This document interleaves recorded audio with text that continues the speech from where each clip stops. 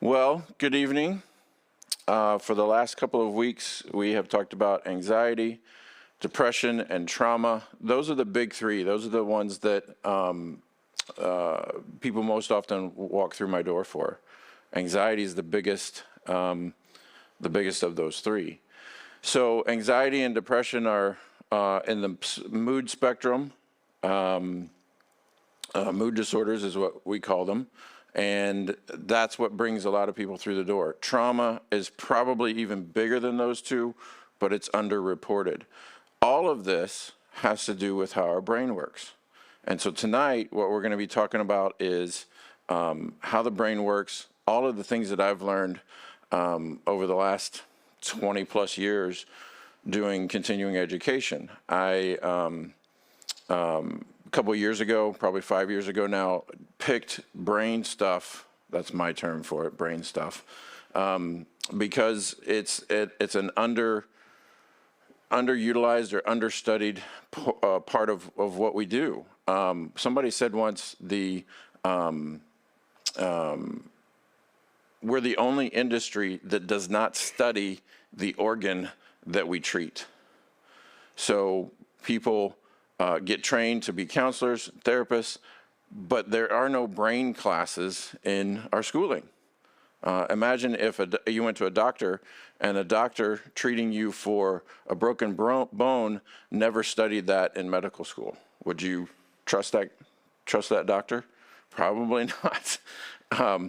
So that's why I like this subject, because I use it every day in what I do.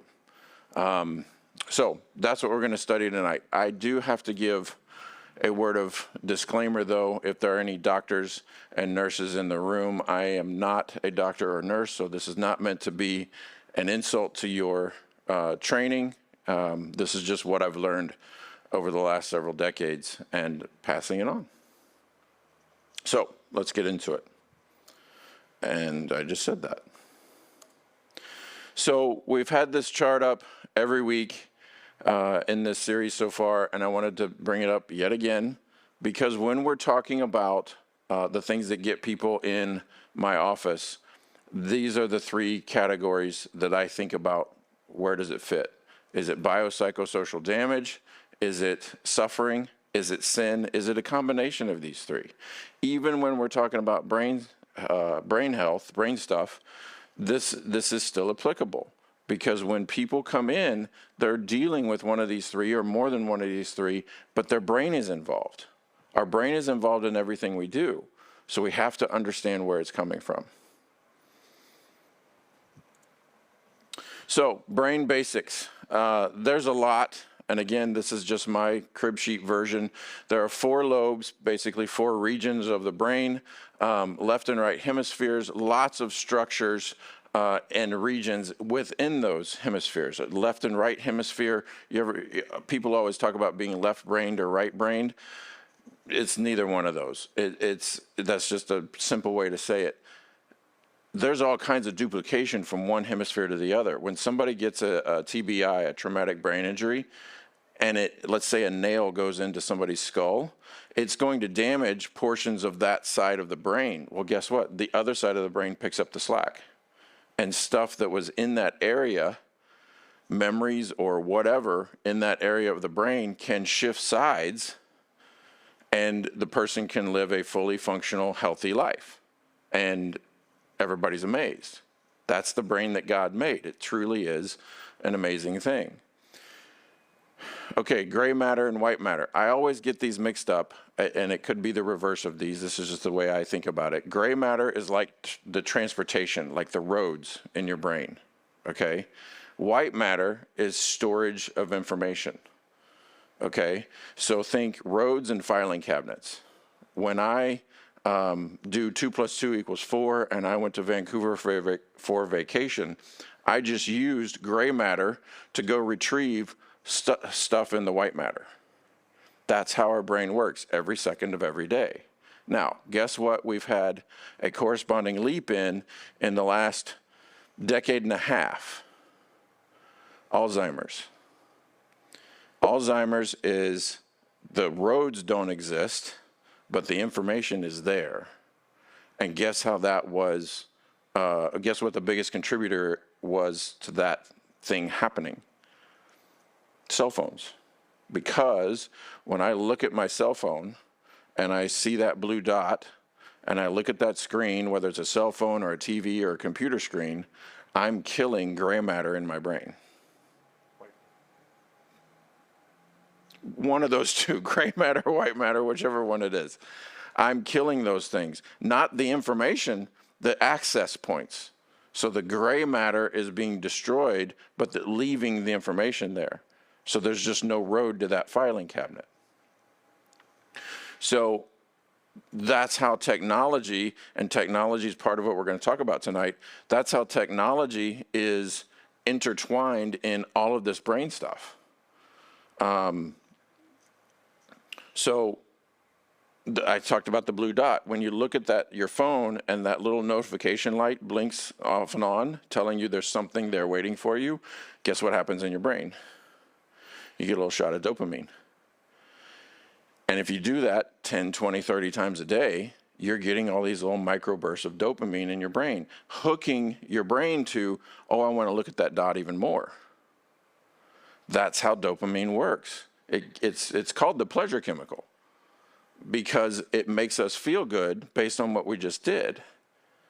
We're going to talk about it a little bit more here in a minute, but that's how technology is hijacking our brains to do things that we normally wouldn't have done before cell phones existed.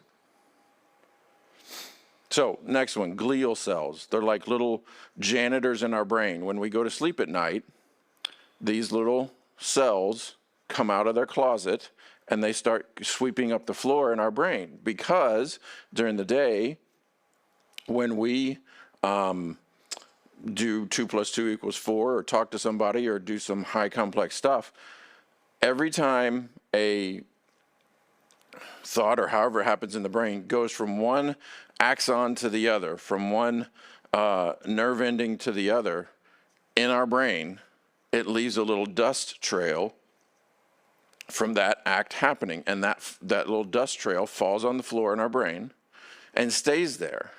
However, that stuff is toxic. It's supposed to move, it's not supposed to stay.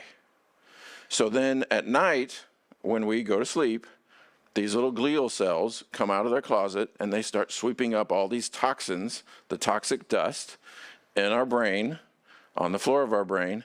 They sweep it up and get rid of it. That's their job. And it takes them a minimum of 7 hours to do their job. Okay, so all those people who say they only need 4 or 5 hours of sleep, not all those toxins are getting swept up. And if those toxins are allowed to stay on the floor in our brain night after night after night because somebody's getting less than 7 hours of sleep, that doesn't mean you don't need more. But if you're getting less than 7 hours of sleep, you're building up toxins that create brain fog, fatigue, concentration problems, memory loss. All of that stuff happens from that toxic buildup. That's why glial cells are so important. Hormones. There's tons of different hormones in our brain and in our bodies. Some of the biggest ones, the most important ones, are dopamine, oxytocin, and serotonin. Again, I'm not a doctor. I'm not a hormone expert. Other people can handle that. Dopamine, we're around dopamine producing activities every day. Anything we do that we find pleasurable means we find it pleasurable because dopamine is being secreted into our brain. Oxytocin is called the bonding chemical. It is a hormone that is released when we do things of a certain nature.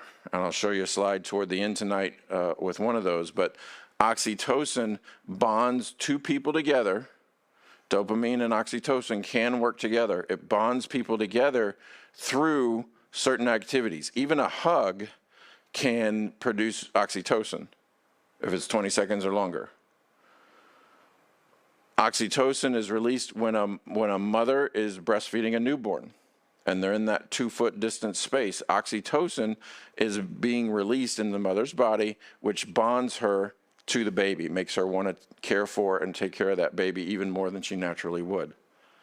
It's also released when we have an orgasm. It's also released when we engage in relational activities that we find that we like. Okay?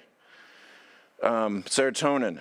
Serotonin is closely linked to depression, lack of serotonin. Guess where serotonin is produced in your body? Yep, in your gut. In your gut. So that big, fat, lazy couch lay that happens on Thanksgiving, and we want to watch football and fall asleep, at least I do. Serotonin is being produced in your gut, and then it goes to your brain. It's not produced in the brain, it's produced in our gut. So anybody who has digestion issues or things like that in their digestive tract or gut area, they're going to have less serotonin than they need, which is going to cause other problems. Okay, this is a picture of the brain. It's a very simple version of how to think about the brain. We talked earlier about the triune brain theory, cortex limbic stem. This adds one of those, a new area to that. So I'll just go up from the bottom. So the pink area at the bottom of the picture, that's the brain stem. That's the fight, flight, and freeze, the amygdala. All of the basic autonomic functions of the body are handled there. It's what keeps us alive without us having to think about it. So right now, are you thinking about breathing? Are you thinking about beating your heart? Because if you had to do all that, we'd all be dead. This is the part of our brain that handles that for us. The next one, the yellow one, is the diencephalon. That's the area of the brain in charge of movement. We haven't really talked about that a lot, but that's what that is. The next one is the limbic system. That's the lighter blue area. That's all about emotion regulation and relationships, both people to people and spatial relationships. That part of the brain does not do any thinking. It can't do basic math. Only our brainstem can do very basic stuff. But the next layer up, the cortex, the neocortex, is the newest part of our brain and the thinking part of our brain. So all of that purple area is information storage and the ability to analyze and think things through. So that's a basic outline of how the brain works, of the areas of the brain that make things happen. So God made an amazing brain. This is, we don't even understand the fingernail of what our brains can do. I was driving down the road one day, going to work, and they came on the radio and they said, researchers have found out that men and women are different. Now, this was before COVID, before all the stuff that we're dealing with in the news right now, but it's like, okay, well, you know, the Bible told us that like 2,000 years ago. God knew this a long time ago. Why are y'all taking so long to catch up? People want to study things they don't understand. And if people reject God and the Bible and what all that says, they're going to think that they can go figure it out for themselves. Well, I'm just going to take a look at what God said in his word and what he's told us and start there. And that's going to give me, evidently, a 2,000-year head start. So God made an amazing brain. It is still a single-tasking machine. A lot of people talk about being able to multitask, do 2, 3, 4, 5 things at a time. No, your brain does one thing at a time. It can just do them rapidly in succession. Or it can switch from this one thing to that one thing back and forth faster than you can imagine. Okay? One of my first introductions to this was when I met my wife. Before we were married, we were at her house, and I'm an only child. My wife is the youngest of 6 sisters. And so she had a bunch of her sisters and nieces over. I was still meeting all of the family. She broke me in one family at a time. And so we were sitting in the kitchen, and there was a window right here next to me. I'm sitting here. She's sitting there in a corner where 2 walls meet with a window right here. And behind me is the kitchen. And there's like 4 or 5 people in the kitchen, and they're making food and talking, whatever.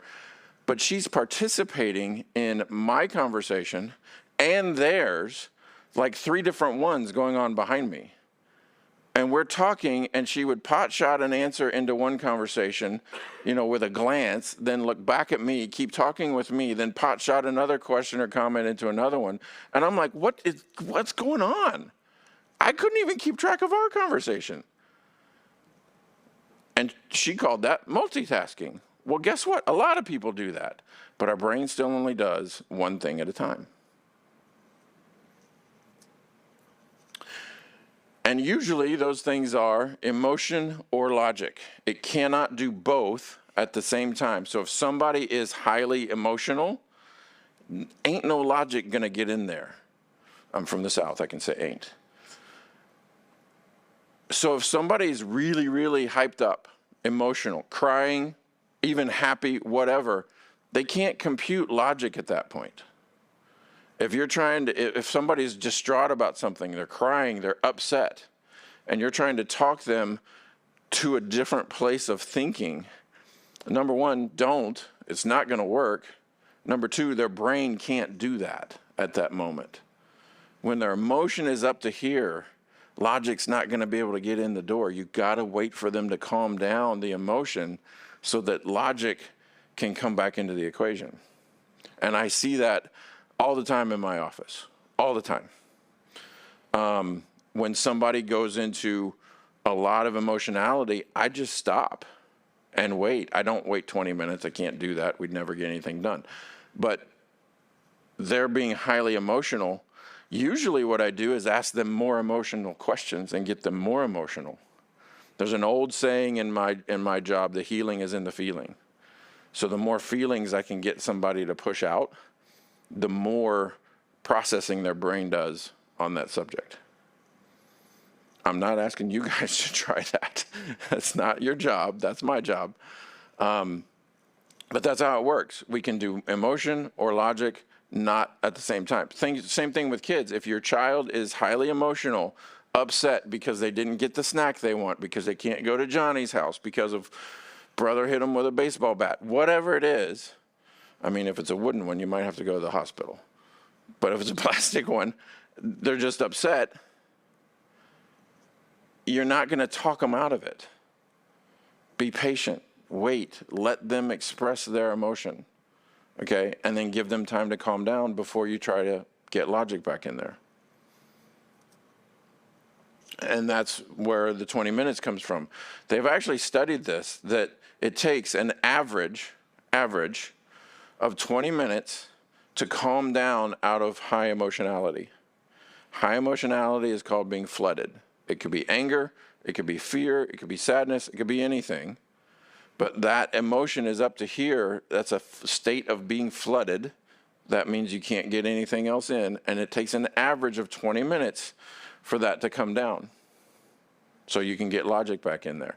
Now, that's for adults. That does not work with kids. It could be longer because that's how kids process. And this comes from John Gottman. He's the leading researcher in marriage relationships, couple relationships in the world. He's at University of Washington. And his stuff is phenomenal because he was originally a mathematician who applied math to what his wife was doing. She's a psychologist, and that's how they developed what's called the Gottman method. The kind of the leading guy in brain science right now is Bruce Perry. A lot of the slides in this tonight, a lot of the material is from Bruce Perry. He is the guy for brain stuff, and I would love to have him come to Kalispell and speak both to public and to professionals, but he's like, $60,000 for an hour. So that ain't happening anytime soon. His stuff is the best. So this is a chart of brain activity in a developing child. So that first picture all the way to the left is of a newborn baby. There is some brain activity going on, but look what happens in the first couple of months of that baby developing. Look at the growth. And then you get all the way out to 2 years. You go from almost a white canvas to almost a black canvas. That's how much brain activity is ramping up during the first 2 years of a baby's life. Now, look what happens between 2 years and 5 years. Where did all of it go? Here's what happens. There are 2 or 3 times in the developing child's brain where they have an exuberant growth of physical structure in the brain. So the actual building of dendrites and axons and synapses and all that kind of stuff. All that stuff gets built, and then your brain goes through a pruning process. And this is the if you don't use it, you lose it concept. So when do they say the best time to teach a child a foreign language is? Before 5 years old. Because they have the physical structure to absorb that new information. And if they learn a different language between the ages of 2 and 5, they will never forget it. Okay, even baby sign language. We did that with some of our kids. Foreign languages, even math. If you teach that to them between the ages of 2 and 5, they'll never forget it because they're taking advantage of this extra building that's happening in their brain. And there's so much capacity there that if it doesn't get utilized, it will get pruned away. So this happens before 5 years old, and then it happens again somewhere before, right around 12 to 14 years old. And I think I have a slide on that. So one of the parts of the brainstem is the amygdala. And there are 2 of them. They're two little football-shaped structures. And if you put your fingers behind your ears, that little divot where your jaw meets your skull, just go straight in from there and you'll get really close to them. They are all about keeping you alive through fear. Okay? Their main job, when a baby is born, their main job is to make that baby afraid of something so it stays away from it. That's what they do. So the amygdala, as part of the brainstem, is the thing that's in charge up until about 11 to 13 years old, which is that next section. At about 11 to 13 years old, 11 for girls, 13 for boys, that structure is in charge of the brain because it's the part of the brain that is the most developed. And what it does is tell them everything about survival, which means we can make a decision right now and 2 minutes later make a completely different decision about the same subject. I want Wheaties. I want Captain Crunch. 2 different decisions very close to each other that are not the same. For us, as adults, as parents, drives us nuts. For them, makes total sense because they're surviving one moment to the next. They're in survival mode. Those 2 moments do not have to match, do not have to make sense with each other. They're just surviving. So when they do that, they're making sense to themselves. To us, we want to go, scream in a closet or something. So that structure at around 11 years old for girls, 13 for boys, that structure or that set of structures finishes developing and hands off control of the brain to the next set of structures that are the closest to being developed. That's how they move out of survival mode. And again, to us, it drives us nuts. It's like chaos. But to them, they're just surviving one moment to the next. And look what happens right after that. We have another around 12 to 14 years old, girls and boys, another time period of exuberant growth in the brain. Let me give you a story to illustrate this. So my 3 oldest out of my 7 kids is girls. And when number 1 hit about 13 to 14 years old, that means number 2 would have been, so let's say she was 13. Number 2 was 11, and number 3 was 8.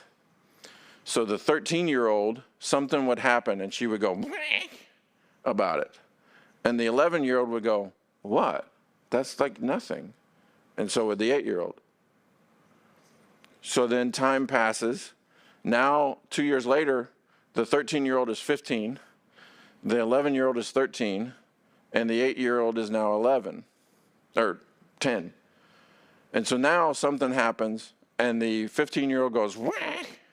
The 13-year-old goes, wah! And the 10-year-old goes, what? That's nothing.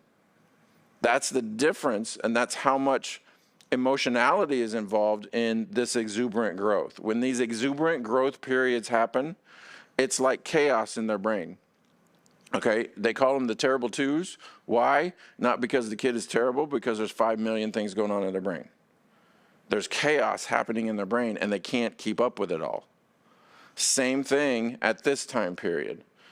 12 to 14 years old, depending on who we're talking about, it's chaos in their brain. There's too much going on. They can't handle it all. So everything becomes emotional. Everything becomes extreme. And as parents, we need to understand that and have some patience and some grace with our kids, because if we don't know that, if we don't pay attention to that, we're going to lose sight of, oh, that's right, their brain is still developing. They can't do and think what I do and think, so I need to be gracious with them. That makes a huge difference in how we parent our kids, because we're not reacting to what we think is chaos or what we think is not reasonable, whereas they're just still surviving or going through overload in their head. The frontal lobe of the brain. So right about where the front of your ears, right here, the jawline, just draw a line straight down through your head at about that point. Everything in front of that is your frontal lobe, okay, up here in the top of your brain. That part of your brain deals with personality, behavior, emotion, judgment, planning, problem solving, speech, body movement, intelligence, concentration, self-awareness, all kinds of stuff that we need to live everyday life, okay? But that portion of your brain is the last one to develop, because our brain forms bottom up and inside out. So it grows like this, okay? And the last part of the brain to develop is right here behind our forehead, called the prefrontal cortex. It's the last portion of our brain to develop. That happens at around 25 years of age, and it's where we practice decision making, judgment, high emotion regulation. All of that stuff happens right here behind our forehead at 25 years old, and we let those people drive and vote. Okay? No offense to the younger adults in the room, your brains just aren't there yet. Okay? So here's the way I put it. When you make Jell-O and you've put all the pieces together and you're just about to put it in the fridge so it can set up and harden, that's what an under 25-year-old brain looks like. It's just not all done yet. It's not cooked. It's not a fully baked cookie. They're thinking with Jell-O. It's just not solid.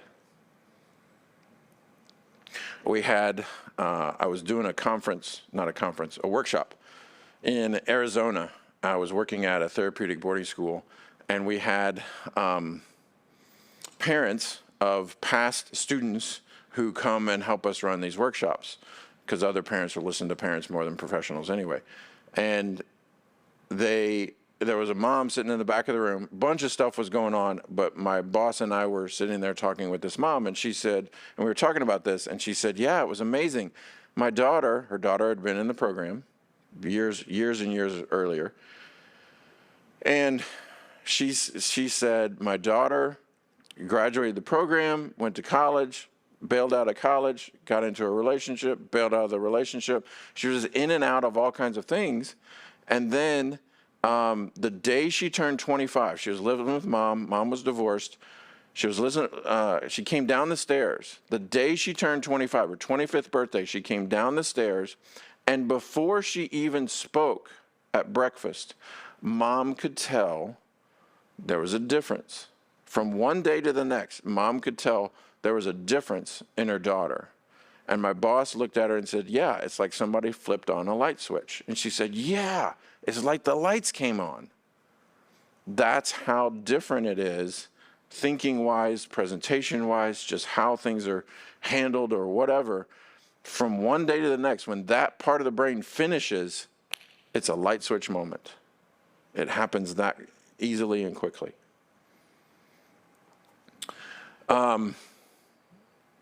The last note on there, the frontal lobe and the cortex, the growth in these areas happens through relationships, our relationships with people and our relationship with objects, okay?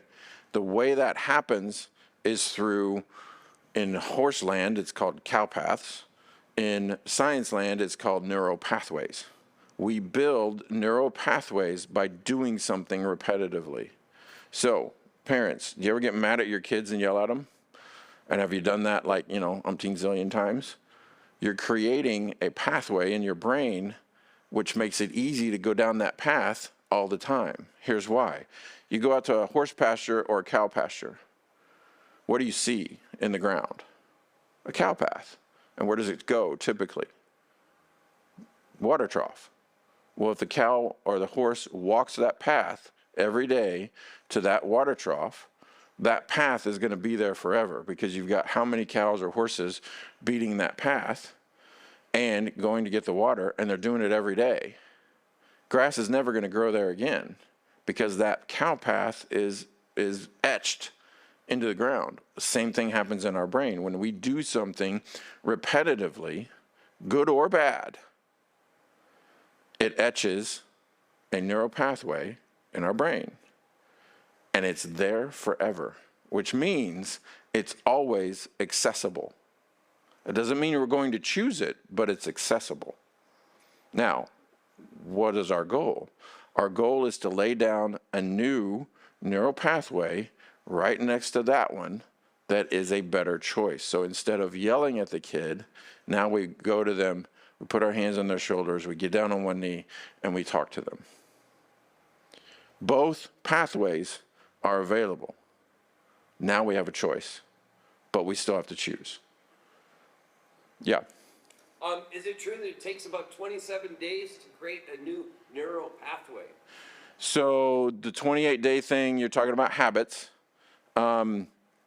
Yes, there is science to that. As far as neural pathways, I don't know if we can call a neural pathway a habit or not.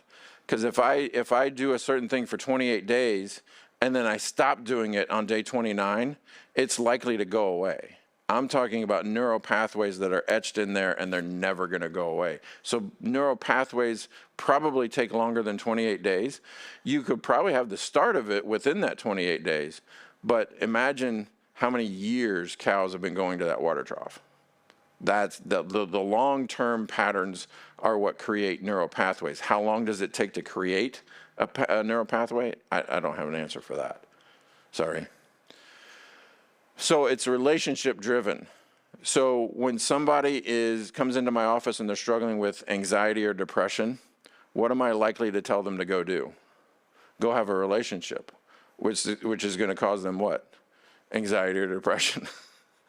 So the answer to a lot of these issues that people walk in the door with is the very thing that frightens them or the very thing they're struggling with. And they think, they oftentimes come through my door and say, I have this problem, I need to take it away. And sometimes my answer is, no, we need to educate you on how your brain works or how a relationship works because that thing is going to help you solve your problem. That's the first time that's ever happened. And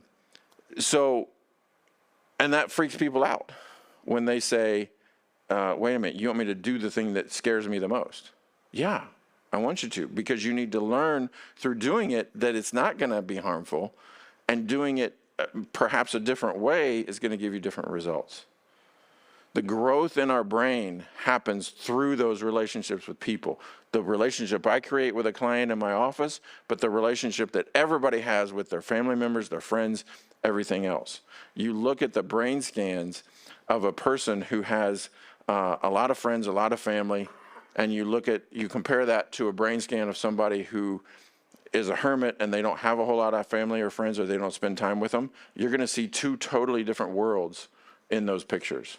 You're going to see one brain lit up like a Christmas tree and another brain with not a lot going on, especially if that's the way that person has lived most of their life, because they haven't had the relationships that cause the growth in the brain.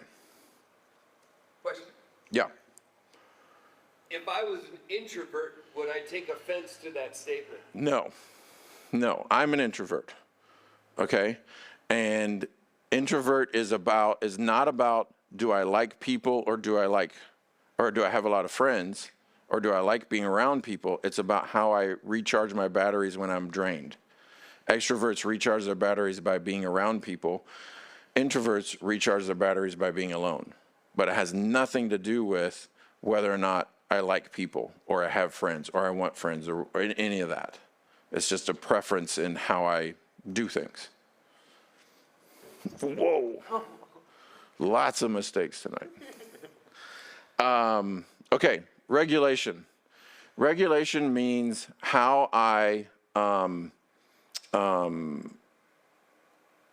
get myself to baseline, okay? A lot of regulation happens even just with breathing. We can regulate our body physically and emotionally just by breathing. The best form of regulation is bottom up, okay? That means it starts in the brainstem and goes up through the layers of the brain. When I do horse therapy, the first thing I'm looking for when a client gets on a horse and we're doing certain exercises, I'm looking at their connection to the horse. Because if their connection with the horse isn't stable, none of the rest of what we do is going to work. And the connection of the horse starts in the brainstem. And the second part is the diencephalon. Those two areas of the brain are going to show me how they're playing out with the horse. They're going to show me whether that person is regulated and if they're going to be a good team with the horse that day. Okay? So regulation that begins in the bottom of the brain and moves up is best. That's what I just described. We're looking for that bottom-up regulation, because if they can't get in sync with the horse, with their body, they're not going to be able to think, because their brain and their body is going to be fighting the horse.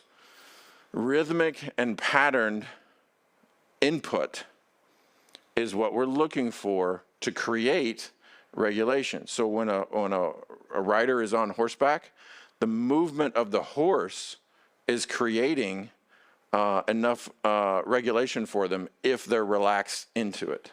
If they're fighting it, it's not going to work. But if they're relaxed and they're in tune with the horse is going to give them enough regulation. Okay? I got to get my marker for this.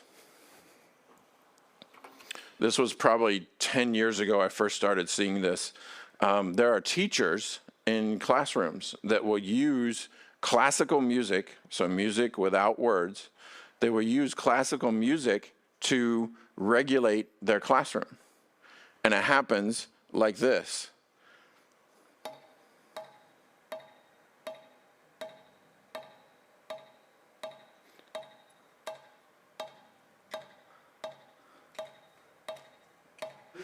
So some of you want to dance right now, okay? Now, notice how that made you feel, your body and your mind, compared to this.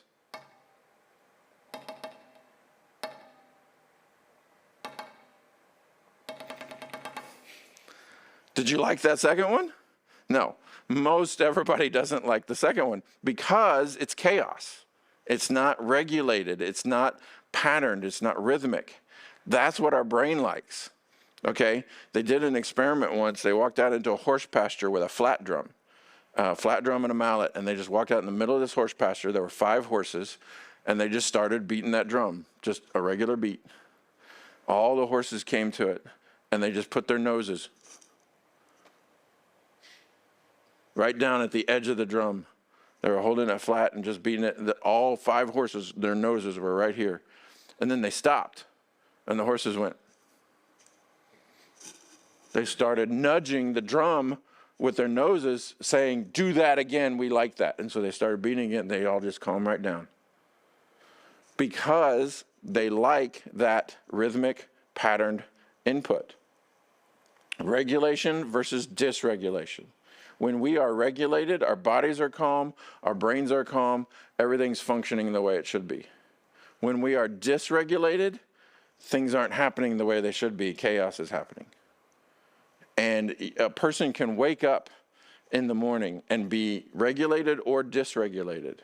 So sometimes I've had clients who wake up and the first thing they have to do is do something, breathing or otherwise, to get themselves regulated because of what they just dreamed about 15 minutes ago or less. That dream caused enough stress that waking up first thing in the morning, they're dysregulated all over the place, and now they got to do something to get themselves in a more stable place before they even get out of bed. So rhythmic and patterned input is what we're looking for. Okay, child versus adult. Children do not regulate themselves the same way that adults do. Adults regulate their emotions with their thinking. In other words, when our emotions run away with us, we're supposed to use, Bible even talks about this, we're supposed to use our thinking to override our emotions. Okay? Children don't do that. When children don't like what's in their head, what they're thinking, they use their emotions or emotional displays or expressions to override what they're thinking in their head. Okay? Part of that's because the limbic system, the part of our brain that handles emotions, develops before our neocortex, which is where all our critical thinking happens. Remember, bottom up and inside out. So the limbic system is a more fully formed structure before the cortex is. So they're going to use their emotions to override their thinking. So when you say, no, you can't go to Johnny's house, we get a fit. No, you can't have that for a snack. Well, why not? High chair tyrant. That's why. They don't like what's going on in their head. Basically, what's going on in their head is, well, I want that thing. Why would my parent not give it to me? I mean, I don't get that. That's how they're thinking. And so it's not computing, so you're going to get an emotional display. Regulation best occurs through rhythmic, patterned, repetitive input. Okay? Next time you feel a little off, try my marker tip. Just go find something hard enough to a small object and a surface and just create that patterned input and just do that for a little bit and see what happens. It's amazing how calming that is. I've done it many times. Okay, so when my first introduction to brain science was a horse therapy training I went to in Tucson, Arizona. This was in 2015. I think it was 2015 or 16. And a therapeutic boarding school for young teenage girls I was working at, they lost their horse therapist, and the owner came to me and said, hey, I want you to be my horse therapist. And I looked at her and I said, I don't know anything about horses. And she said, I'll pay for your training because you're good with kids and therapy and stuff. So she paid for my training. I went down to Arizona, 3-day workshop, had to do a bunch of video training and stuff before I went down there, and learned a ton about the brains of people and the brains of horses, which aren't shaped the same, but they function the same. And it's amazing how many parallels there are between how the brain of a horse works and how the brain of a human works. Okay? One of the experiences I had down there was when you approach a horse, the horse knows you're there, and so they'll react to whatever's going on inside of you. Okay? If you are walking up to a horse and you're within 25 feet, if you're walking up to a horse and you think something that gives you a burst of anger or fear or sadness or something like that, if you just think that thing, the horse is going to go, it's like they got shot and they back up because they felt that wave of emotional energy coming off you. Now imagine getting on the back of a horse and trying to do something and you're having those kind of thoughts fire off. The horse is not going to want you on their back.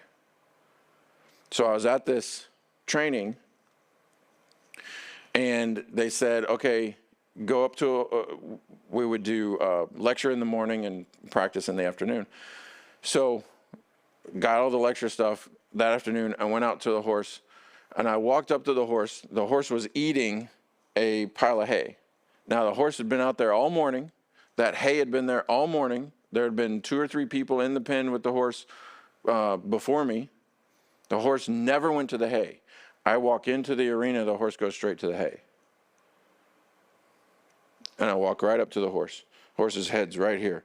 I'm practically standing on the hay. Never moves. Just eats the whole time. So I back up. I think about it a little bit. And so I go up to the horse again. I try all kinds of things. I start clapping. I start waving my hands. I start, hey, hey, hey. You know, horse never moves. And I could not figure out what was going on. So right after that, we went to lunch. I talked with another student during lunch, came back after lunch, and I said, I think I figured out what was going on. And this is everybody together. We hadn't gone back outside yet. And I said, I am 6'3", and I don't want to intimidate people. So when I was out there with a horse, I shut everything down on the inside. And she said, okay, that might be why. Let's see what happens when you go back out there and you don't shut everything down on the inside. So I go outside, go into the pen, same horse, still eating the hay. And I go out there. I don't shut everything down internally. And the horse is reacting and doing everything I'm asking the horse to do. Just because I didn't shut down everything on the inside, I allowed everything out. I allowed emotion and everything I was thinking and everything out. I was not ghosting. I was not turning everything off like I did that morning. Made a huge difference. So I go through all this training and I come back. One of the very first days that I did horse therapy at this ranch, we had a girl on horseback. We were at an indoor arena. This was in February, I think. Indoor arena, 5 horses, probably 4 or 5 staff along one of the walls. A girl gets on the back of a horse, and she's just doing a circle in the middle of the arena, and these other 4 horses are down at one end of the indoor arena. It's a huge indoor arena. And all of a sudden, the horse she's riding on rears up on back legs. All the other horses come down and start doing basically a tornado around that horse. And everybody's in shock. The horse wrangler goes out, goes into all these horses doing chaos, grabs the reins, pulls the horse down, and starts calming that horse down, which calmed all the other horses down. We got the girl off. She was about 12 or 13, I think. Came over to the side and said, what were you thinking about? And she said, I had a phone call with my parents last night that really made me angry. And today I'm so upset about it. Look what the horses did. The horses reacted to all of that energy coming off of her. Emotional energy, thoughts, everything. Because a horse is receptive to all that within 25 feet. That's how much energy that person was giving off. Now, horses are very interesting. I deal a lot with people who've gone through trauma, and we talk a lot about dissociation. Dissociation, not disassociation. Those are 2 different things. Dissociations is the thing where You ever heard somebody tell a tragic story like from up in the corner, and they're telling it from a different point of view? They're dissociated. That's what that means. So horses, domesticated horses, spend 95% of their life dissociated. That means 9.5 out of every 10 minutes of their life,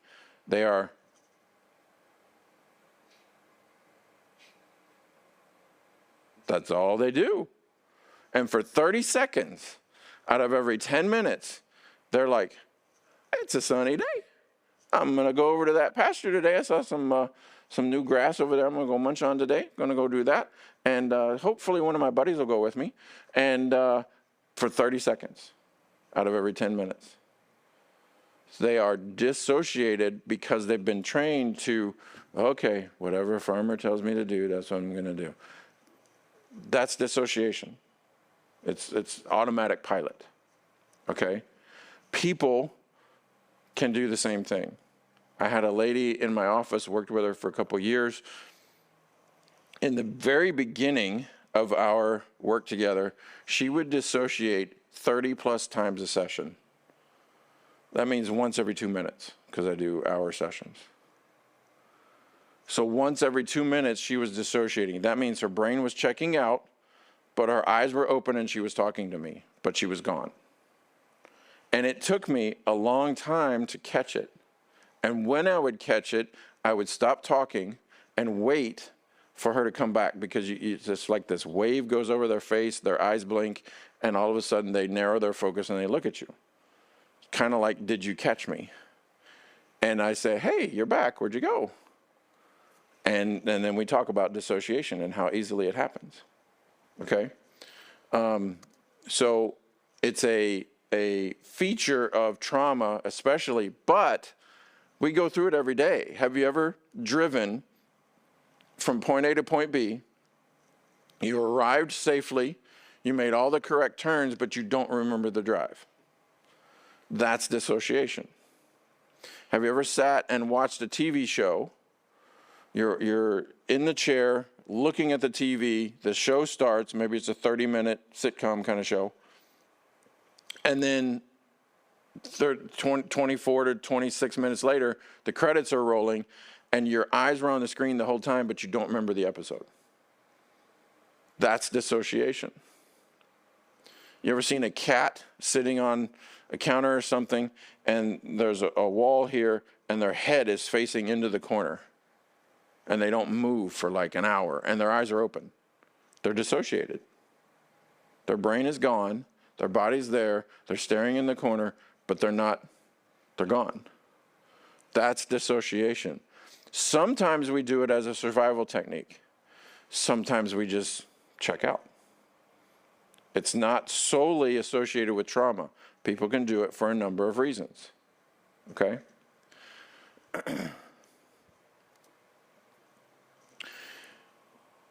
So as parents, we oftentimes want our children to just do what we tell them to do. Okay? We want compliance. Maybe we've had a hard day. Maybe we are dealing with something difficult in our life. Maybe we just want to have some downtime, and we need our children to obey. Well, guess what? Children don't always obey. They're still learning that. Compliance, if we're seeking compliance with our child, we are creating dissociation. Remember what I told you about horses? If you break a wild horse, you bring it into compliance. You domesticate that horse into compliance. Farmer walks out, puts a saddle on the back or a rope over the neck, the horse goes into compliance mode. They're going to do whatever the farmer or the rancher asks them to do because they've been trained to do that. How were they trained to do that? Through compliance. How much time do horses spend in dissociation? 95%. Do we want our children to spend 95% of their life in dissociation because we ask for compliance? No, we don't want that. Compliance is dissociation. If we just seek compliance with our children, we are asking them to dissociate, just like a horse. What we want, and this sounds counterintuitive, what we want is conflict. Conflict is relationship. Think about it this way. If you're walking down the streets of some city you've never been to before and you get shoulder bumped walking down the sidewalk, are you going to start a fight with the person? No. You're going to say, excuse me, and keep walking, even if it wasn't your fault. Okay? That relationship, that person doesn't mean anything to you. You're never going to be in that city again. You're never going to see that person again. No big deal. Somebody shoulder bumps you walking down the hallway in your own house, you're going to say something about it, because that relationship is more important to you, has more meaning to you. You're invested in it much more than a stranger on the street. So that relationship means something. We assign value to the outcome. So how do we build that relationship? Same way you build a muscle. You go to the gym, you lift weights, you're ripping muscle to make more muscle to make it stronger. Same thing happens in relationships. The more conflict we go through in relationships, the more we prove whether that relationship is there for us or not. Relationships are built the same way muscle is, through conflict. Now, if all you have is conflict in relationships, or a certain relationship, probably not a great relationship, because it does take two to make that relationship happen. That's not what I'm saying. In parenting our kids, conflict is where the growth happens. Just like we talked about in our brains earlier, growth happens through relationship. Relationship grows through conflict. Okay? Think about it like this. If everything was always hunky-dory in a brand new relationship and there was never any conflict, how trusting of that relationship would you be? Probably not very, because it's too good to be true. Because people aren't perfect, people make mistakes, and we grow through conflict, through finding out how much that person is there for us, how invested they are in the things that we do.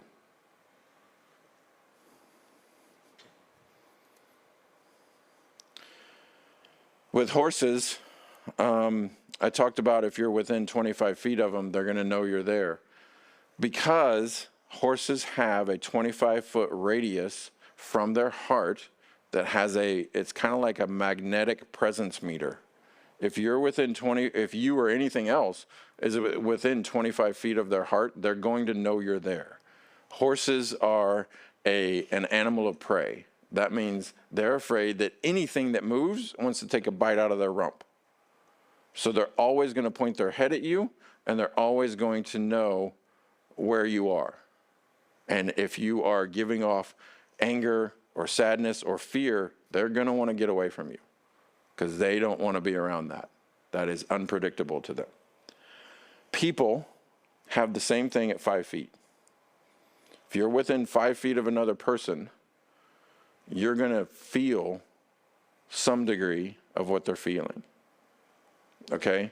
Think about it like this. When we're talking about something important, do we decrease the distance between us and another person, or do we increase it?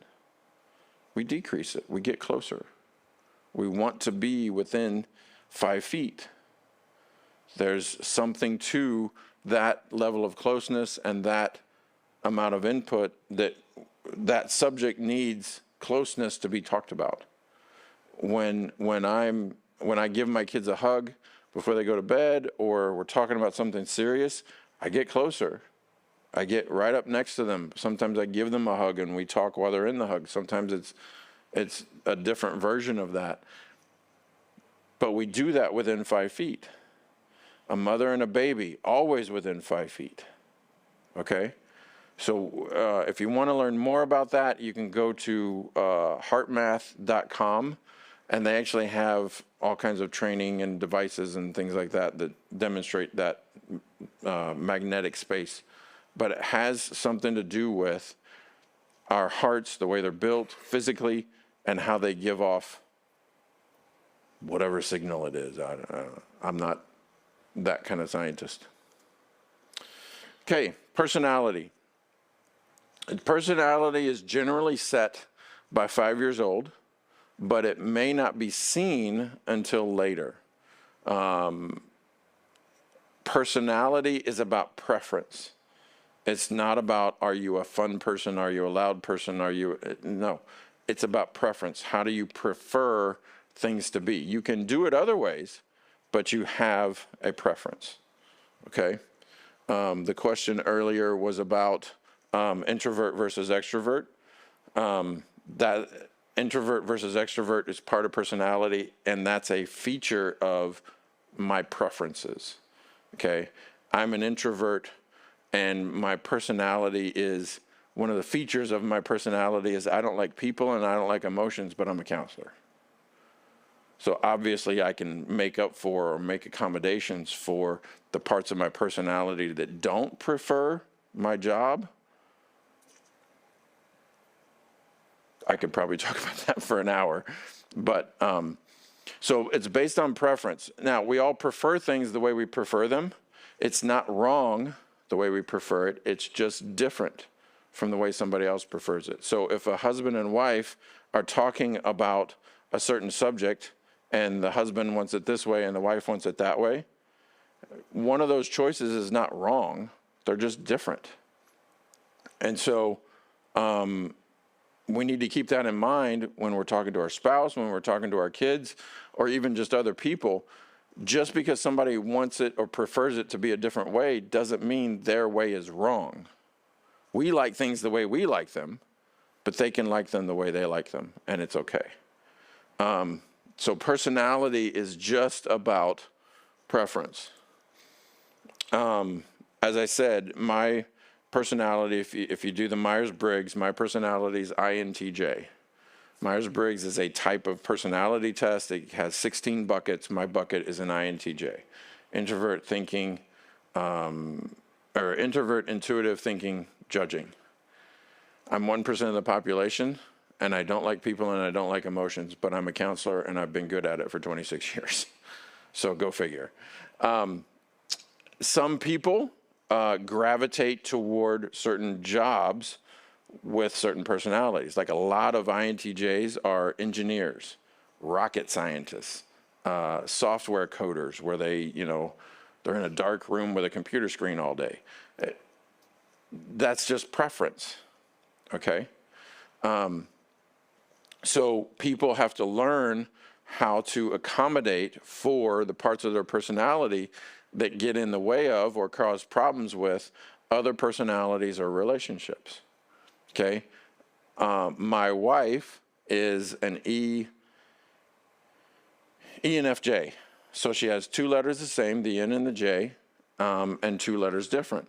When you look up my personality on the Myers-Briggs website, INTJ, it will tell you, I think it's page 5, that there are two personalities that are the absolute best for an INTJ, and my wife's was one of them. But if you look on her page 5 about relationships, INTJ does not show up on her page. So she's the perfect personality for me, but I am not the perfect personality for her. So I have to learn how to make accommodations for all of the things that rub people the wrong way. And I do that. I do that in my office. I do that at home. Still a work in progress, but you have to learn how to do that. Myers-Briggs, the MBTI, that's one of them. There's a bunch of them. That's just the one that I used and I was trained on. If you want a free version of that, you can go to 16personalities.com. It's about 70 questions. You can take the test, and it will give you 35 pages of information about your personality. And I do use that with couples because they oftentimes wonder, well, why did they do this and why did they do that? Well, once we learn what your personalities are and we see where the conflicts are, then we can go, oh, that's their personality. That's the way God made them. They're not just being a jerk, which we oftentimes think, well, they're just being a jerk. No, it might be their personality as to why they do it that way. Okay, expectations. This is mainly about children. There's a book called The Hurried Child by Dr. David Elkind, who takes Eric Erickson's 8 stages of psychosocial development and applies them to children in current day settings, and basically says we Americans, Western society, push our children to grow up too fast. We push them to engage in romantic relationships, think like an adult, act like an adult, and take on adult responsibilities before they can actually handle it, both physiologically, with their brain, and in relationships. Okay? So don't expect children to grow up too fast. Let them be children as long as they need to be children, which is, up to 18 years old. Don't expect children to think like adults. This is about brain function. Remember, 25 years old, thinking like Jell-O, not a fully baked cookie. They're not going to think like adults. It's not all there yet, okay? And don't expect perfection. Expect children to make a lot of mistakes. You actually should want them to make mistakes because that's how they learn. Remember, muscles, ripping, learning, growing, relationships. They have to do that to learn how to do things the right way or more consistently or whatever. One of the most memorable conversations I had with one of my kids was driving somewhere in my truck. That's where all our conversations happen. And I can't remember what the subject was, but my question was, how do you think you get really good at doing something? How do you gain confidence in doing something? And the answer was, well, by doing it the right way. I said, no, by making mistakes. You have to make a whole bunch of mistakes with something to learn how to do it correctly, which is what gives you the confidence. The mistakes give you the confidence, not doing it perfectly. If you could do something perfectly right off, we'd all be Superman. That'd be great, but we'd all be Superman. That'd be terrible. So expect kids to make mistakes. Don't expect perfection. Confidence and responsibility are learned. They are not implanted. We oftentimes want to just put this thing in our child. We want them to be confident about something. We want them to be responsible about something. And so we use that word a lot and we try to put it in there. That's not how it happens. They have to learn it, and we just talked about they learn it by making mistakes. Everything is about relationship. I was originally trained in marriage and family therapy, family systems, which is all about relationship, not genetics, not A plus B equals C, not linear thinking, systemic thinking about why does this make sense in the context of relationships, not just looking at the individual person, which is what traditional psychology is all about. Influence versus control. Again, this is about we as parents should be seeking influence, not just controlling what our child thinks, what they do, where they're going. You can accomplish way more through influence in a child's life than you can through control. Control is going to breed compliance. Compliance breeds dissociation. Dissociation is lack of relationship. We want relationship, which by definition is going to bring more conflict into it. Invalidating environments is probably in my 26 years of doing this has been one of the biggest things that I've seen. A lot of mental health stuff comes from an environment that is invalidating. Invalidation is the process of indicating to a person by word or deed that what they think, feel, or have opinions about don't matter. Okay? Example, dishwasher. Kiddos loading the dishwasher. You're in the other room. You've told them how to do it. You've taught them how to do it. You've watched them do it umpteen zillion times. You walk into the kitchen where they are loading the dishwasher, not the way that you told them how to do it. So what do you say? Come on. I've told you 1,000 times you have to do it this way so that this and this and these are in the wrong place. And just get out of the way. I'll do it. That's invalidation. And that probably happens, umpteen zillion times in how many households in this country? An invalidating environment teaches a person not to have an opinion, not to have feelings, not to think on their own, because when they do those things and express them, they're told they're wrong. So they just stop. If it happens enough, over a long enough period of time, they will stop, and it attacks their identity. They become robotic, because whenever they try to express uniqueness, they're shot down. So they begin to lose all of that, and they become this unidentifiable, robotic, compliant machine, because that's what they've been taught. And that's where personality disorders come from. That's where a lot of mental health issues come from that cause or that bring people into my office. That's what I see a lot of. Okay, so we talked about, this is the triune brain theory. We talked about this a lot in the anxiety workshop. This is just a picture of the entire process. This is not the step-by-step.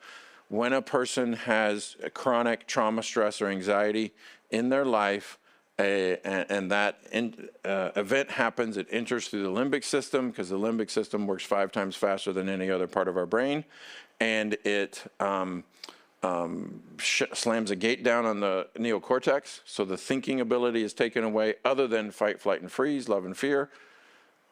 The limbic system, because it doesn't do any thinking, hands it off to the brainstem, which is where the fight, flight, and fear, fight, flight, and freeze, love and fear thinking happens, and you get chaos in a person's life. How do we stop that? Breathing, coping, and grounding skills to allow us to take the gate away, allow us to think better. But the originator of the chronic trauma, stress, and anxiety needs to be dealt with, so we can take this whole dynamic away and have regular thinking and regular problem solving. If we don't do that, this will happen the rest of that person's life.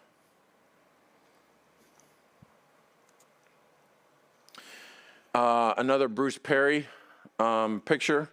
You got the picture of the brain there at the top. The 2 triangles is the notable piece on this slide.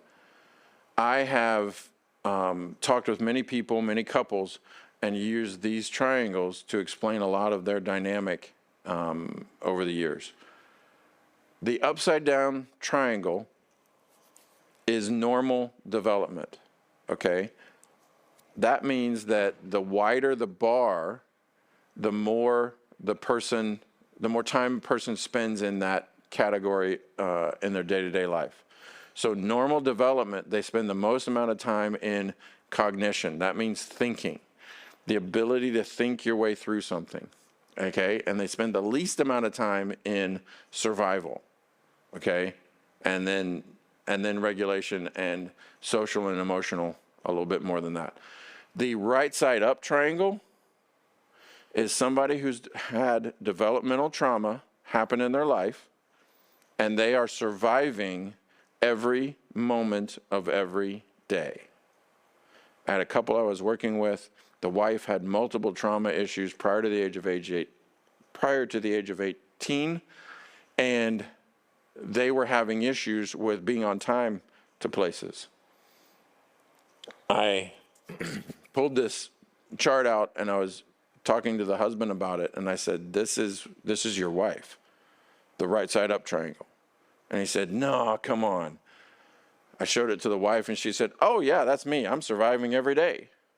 From the moment I get up to the moment I go to bed, I'm just trying to survive that day. And he's like, what? And so she explained it all. And everything she said fit exactly in each layer of this triangle. She spent the least amount of time in cognition. She spent the most amount of time in survival, a little bit more time in regulation, but less time in social and emotional. She's just trying to get through the day. And he never realized how big of a deal that was in her day-to-day life until he saw this chart and heard her explain how that operated. It was eye-opening for him. He never knew that that's how she thought about or approached every day. And it made a huge difference in their relationship. He knew that she had traumatic events in her past, but he didn't know how they affected her on a day-to-day basis until this was explained. And it made all the difference. How did that relate to them always being late? Next slide. I think, let me see. Nope. Okay, so I don't have a slide in here. When somebody has had, so your question was, how does that affect the time thing? When somebody has had, especially repeated, but even a single traumatic event in their life, and they are in survival mode, number one, it changes how their brain functions. Number two, time disappears from their equation, okay? So let's say that particular wife, her issue with time worked like this. They are sitting down for dinner, and she's making dinner, and it's a real quick make of dinner, and 30 minutes from now, they have to be somewhere, church or whatever. So they have 30 minutes, and they're 5 minutes from the church. So 30 minutes before she starts making dinner, hot dogs or something. 5 minutes into, and it should take her 5 to 10 minutes to make the food, maybe even less. A couple of minutes, 3 to 5 minutes into that process, her kids, one of her kiddos comes to her and presents a problem. Mommy, blah, blah, blah, blah, blah. She goes and deals with that, and that took 5 minutes. Comes back, finishes making dinner, puts it on the table, and everybody sits down. Now, in her head, it's been 5 minutes because it takes her 5 minutes to make dinner. Actuality, it's been more than 10 minutes, but she thinks it's only been 5. So now if it's been 10 minutes, they have to leave in 10 minutes. In her head, they have 15. So she's going to take the full 15 to eat, finish getting ready, and get out the door. But what does that do? Now it's 5 minutes until they have to be there, and it takes them 5 minutes to get there. So they're going to get there just on time. What happens while she's getting ready to go? Another kiddo, another problem. Mommy, mommy, mommy. Takes 5 minutes to deal with that. Now they're late, but she thinks they're on time because the 2 interruptions don't count in her head, because in her head, it takes 5 minutes to make dinner. It takes 5 minutes to eat. It takes 5 minutes to get ready, which means we'll be there 5 minutes early, but now she's late because she didn't account for the 2 interruptions, because in the head of a trauma survivor, time does not exist. Their biggest number one thing is not allowing that trauma thing to ever happen again, which is unrealistic, but so is the absence of time. So you could probably say, this is anecdotal, my experience, you could probably say that people who've experienced trauma struggle with being on time to things because their concept of time is different or non-existent than people who have not experienced trauma. So they're going, unless they have massive reminders and accommodations built into their day-to-day life, they're not going to be on time for anything. Does that answer your question? Yeah. Yep. Okay. So I said earlier, a 20-second hug, oxytocin. So a 20-second hug releases enough oxytocin hormone in our body, in our brain, which acts at 20 seconds, which acts as an anti-anxiety, anti-depression, pretty much the same as a medication in our body. Just a 20-second hug. Now, some of you want to go get a hug right now. That's how it works.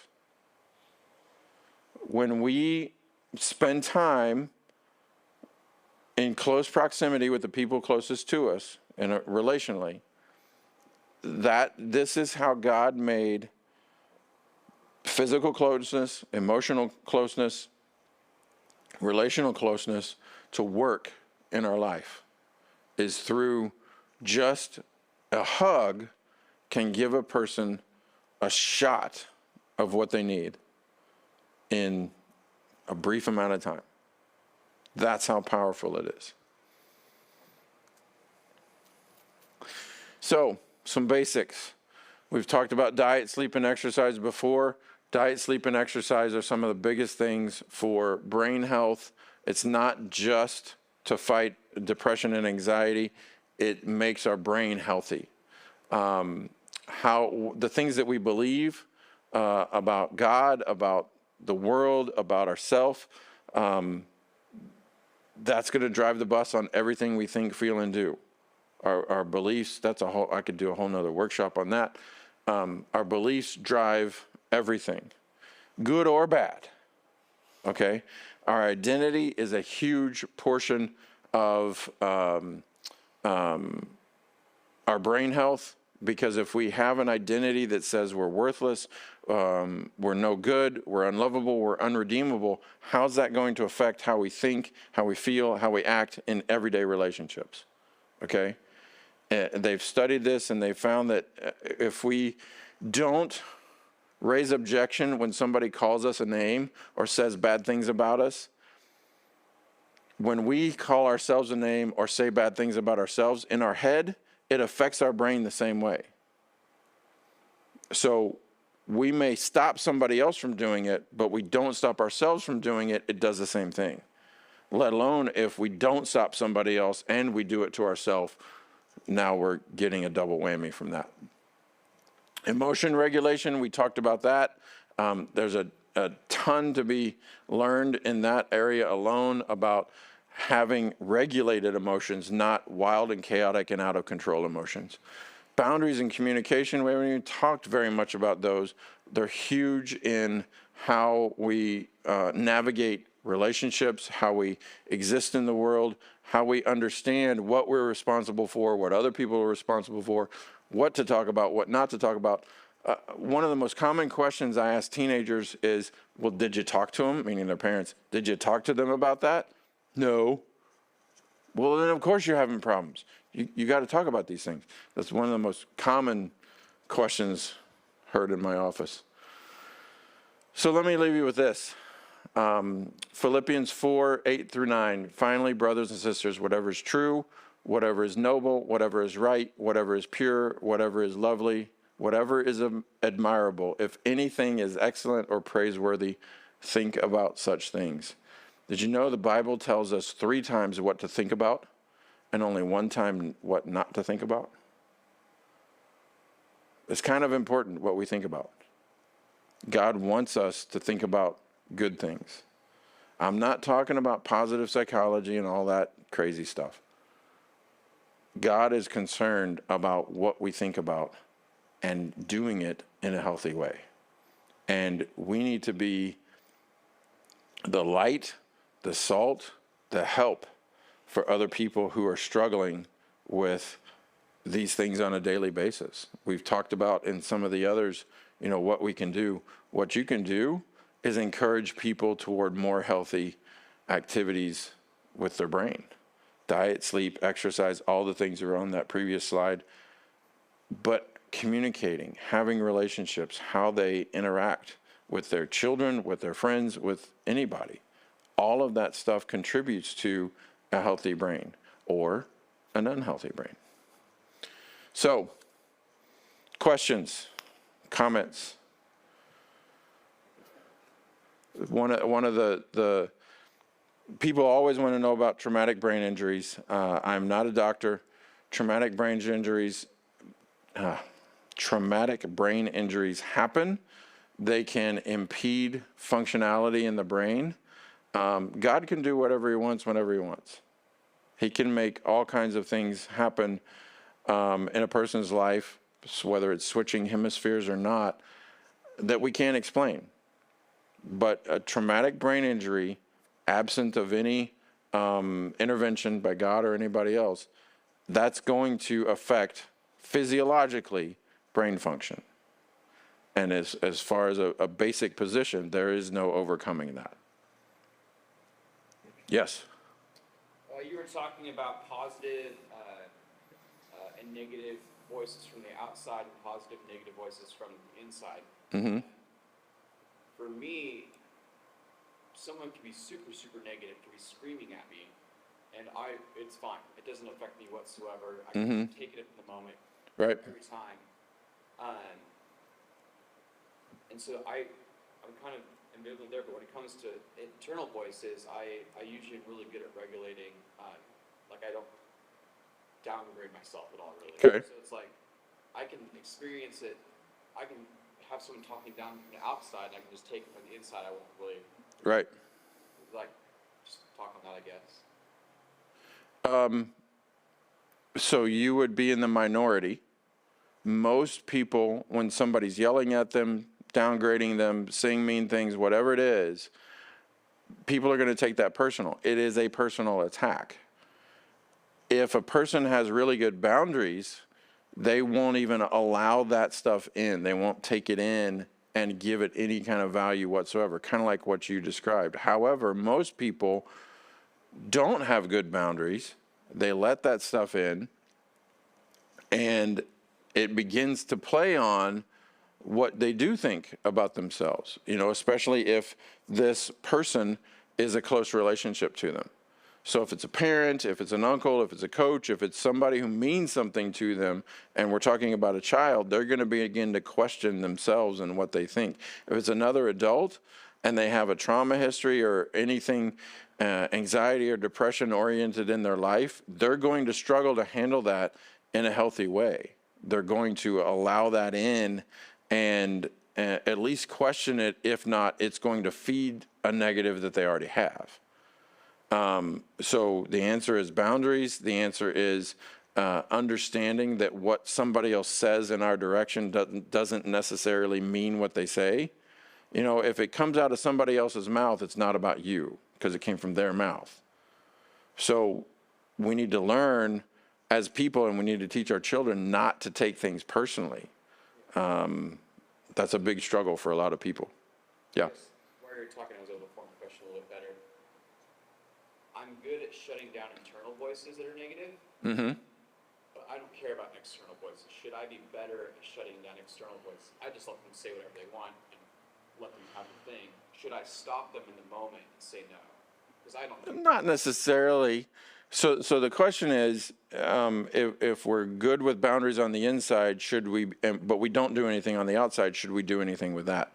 Not necessarily. We do want influence. We want influence from our spouse, from our children, from the people closest to us. That doesn't mean they get to decide for us, but they have weight and value in the feedback that they give us. If it's a stranger, if it's another adult that has no investment in our life, should we listen to that? I'm not really going to care what a stranger says on the streets of New York City. I don't live there. If it's somebody that I have some kind of relationship with, they might be giving me feedback that's valuable. I might need to listen to that. So we do need to remain open to it, but how much weight we give it is a whole different thing. Yeah. Yeah. Somebody had asked this question before, I was curious. So in staging of development, brain development, when people are getting married, like in their early 20s, what role does that relationship play in their development as they turn 25 and become Yeah. fully developed? So the question is, somebody who gets into a relationship, gets married prior to the age of, in their young 20s, prior to the age of 25, how does that affect everything? If they're both under 25, you still got two developing brains.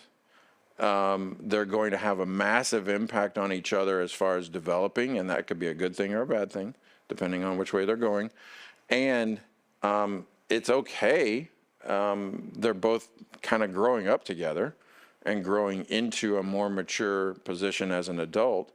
And they're going to be more, they're probably going to experience extremes more, emotional extremes, thinking extremes, because they're not a fully baked cookie yet. So tendency to go to an extreme positive or an extreme negative, because maturity is in the middle. So that's the piece that's still developing. It's not a good or a bad. It's just recognize where you're at and what the hurdles might be, and then when you get to 25, you're going to notice a big difference in each other. You're not going to see a whole lot of change in personality. You'll see more changes in body function and presentation, but not personality. That's probably definitely going to stay the same. Does that answer your question? Yeah. Yep. Okay. Over here. Does having kids speed up that process? Like if two 18-year-olds get married and have kids, will they mature faster because they're kind of forced into a position of maturity? So that's a good question. Does having kids prior to 25 change developmentally? I heard somebody talk about that once. I really liked what they had to say. It was not from a scientific or professional opinion. It was a more anecdotal opinion, but I happen to agree with it. When we're 18 and we jump out into life, we can be as selfish as we want, including even if we get into a relationship.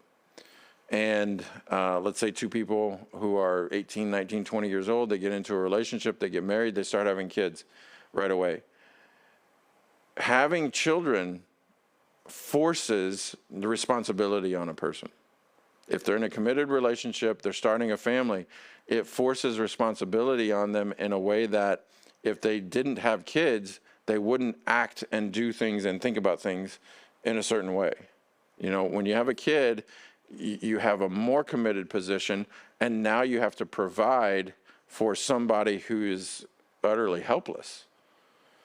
And that's different than, yeah, we don't have kids, we can stay up till 1 o'clock in the morning, we can go and do all these things, and we have no weight on us. I mean, we can do whatever we want.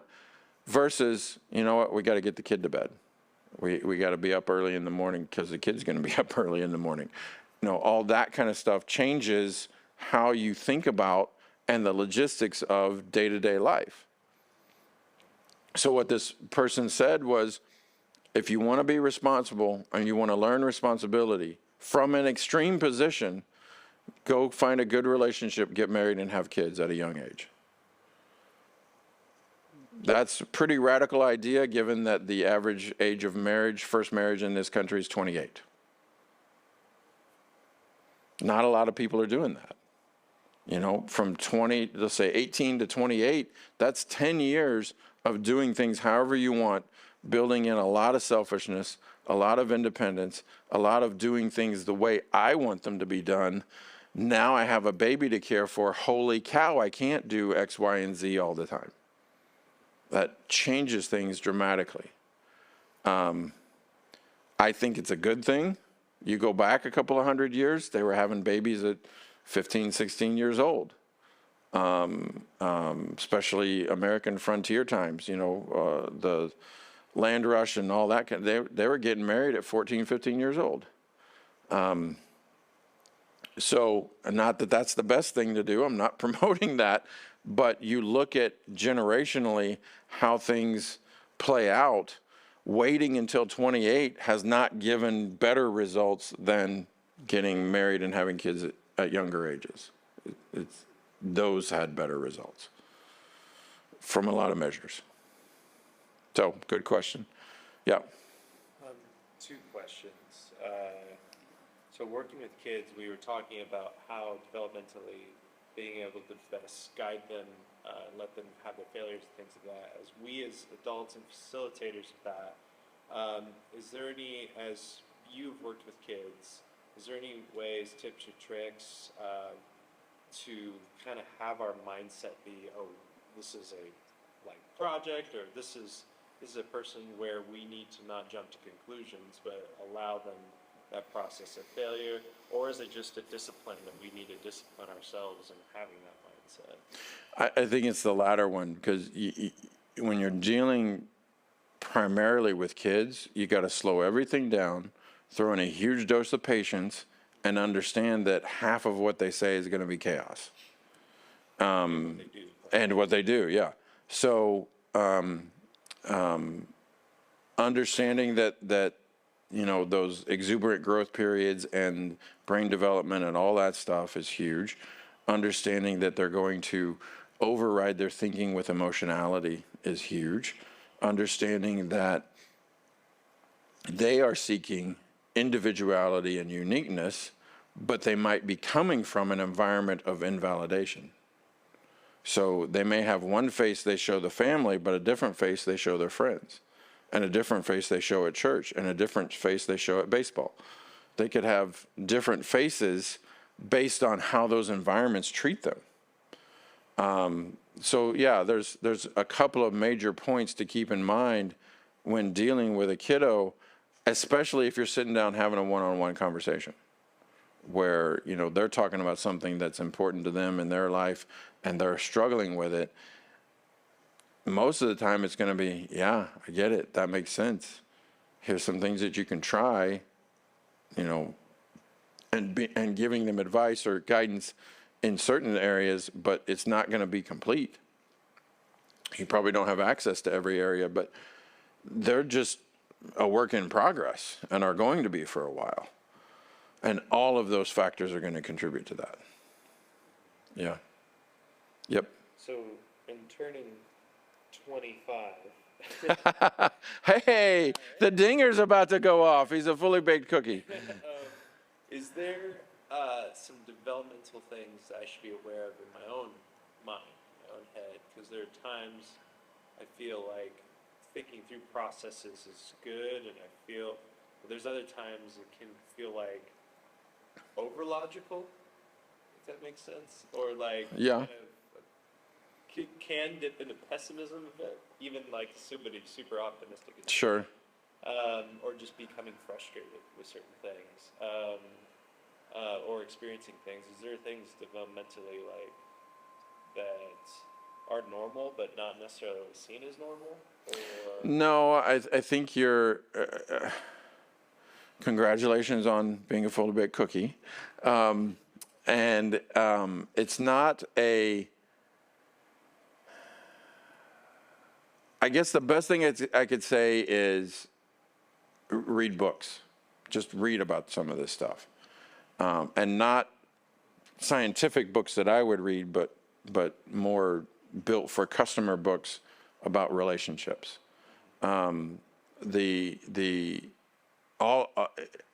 Everything that you said, there are so many factors that affect all of that. It's not one thing. And development doesn't end at 25. It ends when you go in the ground. I mean, you're always a work in progress. So there's a lot of pieces that go into that. How your past impacts it, how your personality impacts it, how your communication style impacts it, past relationships and what you've learned, your beliefs. There's so many things that enter into that equation. You can't pin it down to one thing. If you are curious about the subject, if you like the subject, yeah, read books about it. Read the Boundaries book. Read the Gottman books. There's tons of stuff. I would say, I entered graduate school at 26 and exited at 28. And I didn't know nearly as much as I do now because I've read a whole lot more now. If I had read a lot of books earlier, I would have understood stuff a lot sooner. It's almost like just putting all that in there and understanding it makes a huge difference. Yeah. it's a hard question. Okay. Any others? Well, thank you guys. Appreciate it. And let me know if you have any other questions. And we'll see you next week.